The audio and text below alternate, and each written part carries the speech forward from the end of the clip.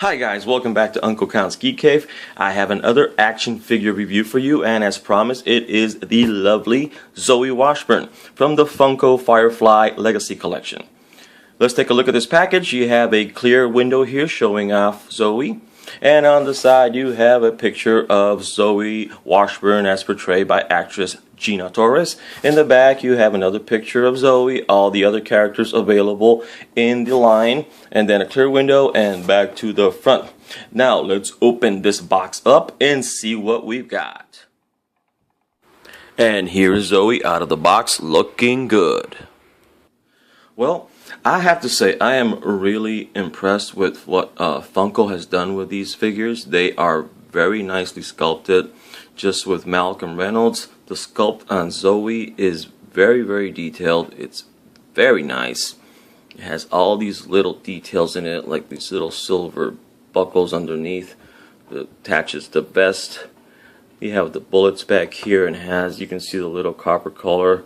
You can see the dry wash on her vest. You can see some dry wash on her boots. You have the nice little details here on the buckle, more bullets on her belt buckle. She even has her trademark leather bracelet.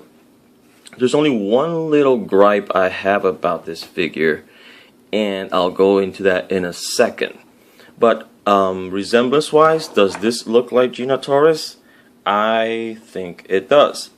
So yes, Funko is doing a very good job with their sculpts and making them look like the actors who portray the characters. So let's go into that little minor gripe I was talking about. Okay, about that minor gripe I had with the figure. It has directly to do with her accessories. It's her weapons, okay? She does have this nice little rifle, which is exactly like the one she used to use on the show, and this little revolver. The revolver is fine. It's a tiny little thing, and the plain application is great. That's where this one kind of failed on the whole thing. The paint application is very sloppy on this. The black dry brushing on this thing just went crazy. It looks like it's very dirty. And as the next soldier, I don't think Zoe would actually use a weapon this nasty, dirty. It's disgusting. But anyway, there's a part 2 to the gripe having to do with the weapons. It's her hands. She can't hold her weapons.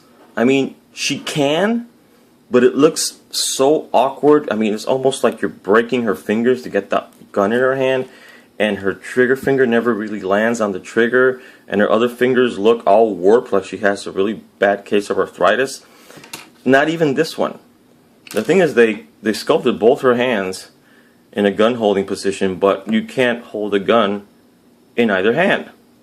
That's a little disappointing because Zoe was known for using this thing a lot.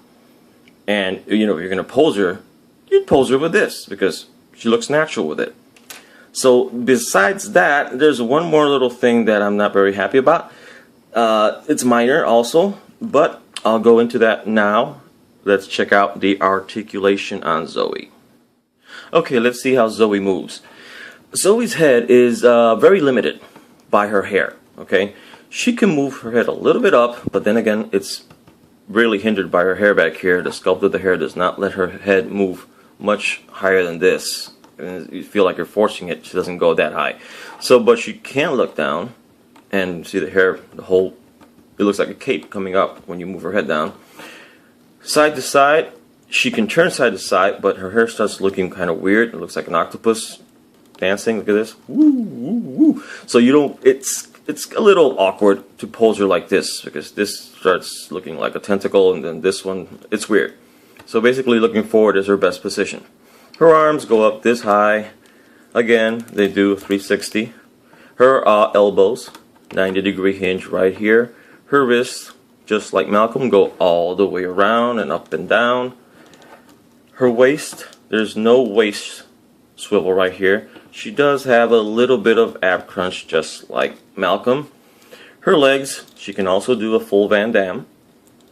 She has a thigh swivel right about here. And she has double jointed knees.